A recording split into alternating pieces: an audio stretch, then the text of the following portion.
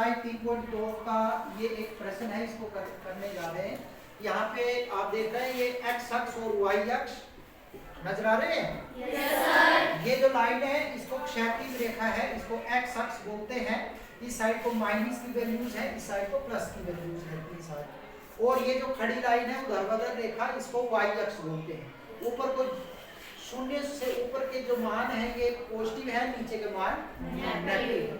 अभी हम यहाँ पे ये प्रश्न इस तरह से बना हुआ है और इसके पॉइंट चेक करेंगे और उनके निर्देशांक पता करेंगे। क्या पता करेंगे? निर्देशांक। तो सबसे पहले आपको पता होना चाहिए कि ये जो बीच वाला पॉइंट है जहाँ पर एक्स अक्ष और वाई अक्ष रेखाएं कोइंसाइड करती हैं, प्रतिच्छेद करती हैं, इस बिंदु का नाम क्या है? मूल बिंदु। मूल बिंदु। और मूल बिंदु के निर्देशांक, दैट इज एक्स और वाई के मान ये क्या होते हैं? 0 0। एक्स की वैल्यू भी 0 होती है मूल बिंदु पे और वाई की वैल्यू भी 0। अब यहाँ पे आप अलग अलग बिंदुओं के पॉइंट जो निर्देशांक होंगे एक्स और वाई के मान वो बता सकते हैं मेरे को? yes, sir. तो सबसे पहले हम यहाँ पे पहला प्रश्न है आपको बी के निर्देशांक। यहाँ पे बी बिंदु आपको दिख रहा है? yes, बी के निर्देशांक हम क्या करेंगे? बी बिंदु से नीचे आएंगे हम। एक्स अक्ष पे कहाँ बी बिंदु टच हो रहा है? देखिए कौन से किसको टच कर रहा है? बी बिंदु एक्स से -5। और वाई अक्ष पे कहाँ जा रहा है? 2। तो बी बिंदु के निर्देशांक मतलब एक्स वाई के मान क्या हो गए? बी बिंदु पे एक्स और वाई के मान क्या हो गए? एक्स का वैल्यू -5 और वाई का वैल्यू 2। और आपको पता है एक्स की जो वैल्यू होती है उसको हम भुज बोलते हैं, एक्सिसा। और जो वाई अक्ष की वैल्यू होती है उसको कोऑर्डिनेट और ऐसे बोलते हैं कोटि। क्या बोलते हैं?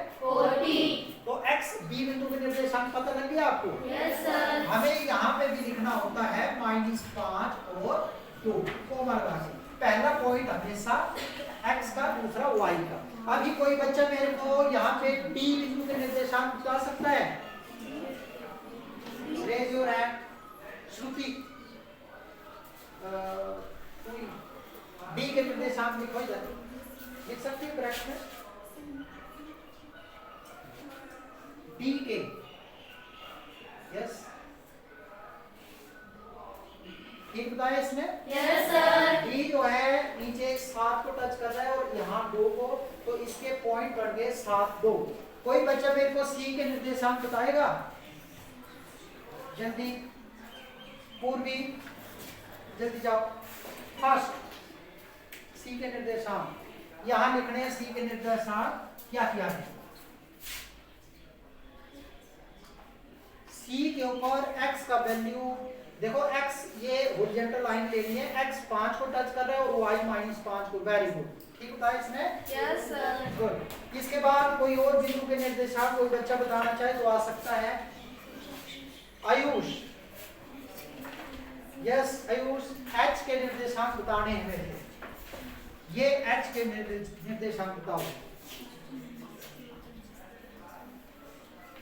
फास्ट देखिए, आयुष बोल रहा है कि h जो है -5 को टच कर रहा है तो -5 और y पे -3 को टच कर रहा है तो -3। ठीक बताया इसने? yes, sir.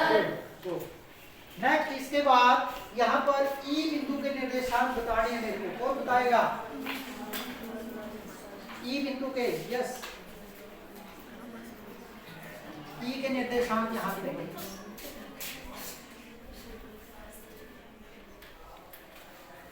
ठीक है इसने? देखिए E -3 और -5। ओके, इसके साथ साथ G के पॉइंट बचे हैं। G के निर्देशांक देखो, G यहाँ 2 तक जा रहा है और इस साइड -4 तक जा रहा है, नीचे को -4 तक। तो इसके निर्देशांक G के क्या हो गए? बताएगा कोई? 2 -4। ओके, इसके बाद हमारे पास M पॉइंट के निर्देशांक बचे हैं। M को देखो, M ठीक यहाँ पे x अक्ष के ऊपर कोइंसाइड कर रहा है, x अक्ष के ऊपर।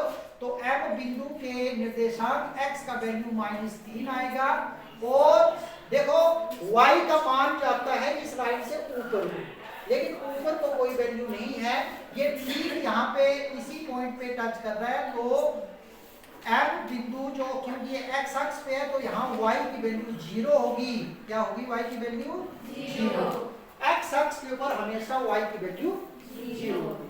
Same is the case y अक्ष के ऊपर हम जा रहे हैं, यहाँ पे L बिंदु दिया है, तो L बिंदु के निर्देशांक, क्योंकि L बिंदु पे हमें x y के निर्देशांक चाहिए, पहला वैल्यू x की होती है, तो अगर ये देखें तो x की वैल्यू ये 0 के ऊपर आ रही है ना, क्योंकि यहाँ से आगे नहीं है, इसी लाइन के ऊपर, इस लाइन पे x 0 है और y की वैल्यू इस लाइन पे 5 है, तो ये आता है। तो इस तरह से अगर ग्राफ बना हो तो उसके पॉइंट हम दर्शा सकते हैं, और अगर पॉइंट नहीं दिए हो तो हम खुद भी पॉइंट खींच सकते हैं और यहाँ पता कर सकते हैं। तो इस तरह से ये पूरा क्वेश्चन आपने करना है।